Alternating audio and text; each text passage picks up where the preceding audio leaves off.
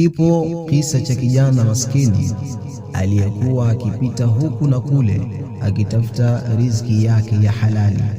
Basi siku moja palikuwako na mfalme aliyependa kuwahamasisha watu wake kufanya kazi kwa bidii na kujitahidi katika maisha yao ya kila siku, kwa kufanya kazi kwa bidii, kujituma na kuchakarika katika kazi zao na bila kulalamika. Basi siku moja aliamua huyu mfalme kuwapa mtihani raia wake kwa kuweka jiwe usiku, jiwe lilokuwa kubwa katikati ya barabara kuu, mahali ambapo panapopita watu wengi. Kisha palipokucha akajificha karibu na kuangalia ni nani atakayejaribu kuliondoa jiwe lile.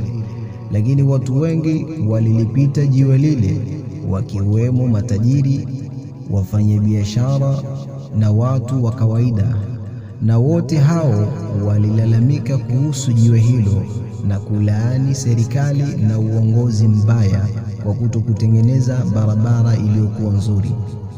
Lakini hakuna hata mmoja katika wale waliokuwa wakilalamika aliyejaribu kusogea kuliondoa jiwe lile. Baada ya masaa kupita, kijana mmoja maskini aliyekuwa akitafuta riziki akafika sehemu palipokuwa na lile jiwe. Alipoona lile jiwe, akaweka mzigo wake pembeni na kuanza kulisukuma kwa nguvu zote alizokuwa nazo. Ilimchukua muda kulisukuma lile jiwe, lakini hatimaye alifanikiwa kuliondoa barabarani.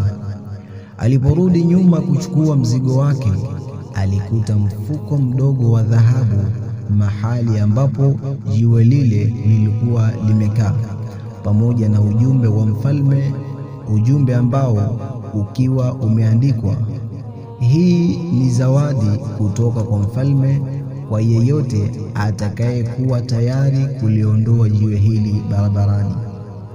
Basi kijana yule akamshukuru sana Mwenyezi Mungu na maisha yake yakabadilika kwa sababu ya wema wake wa kujitoa kuondoa jiwe lile.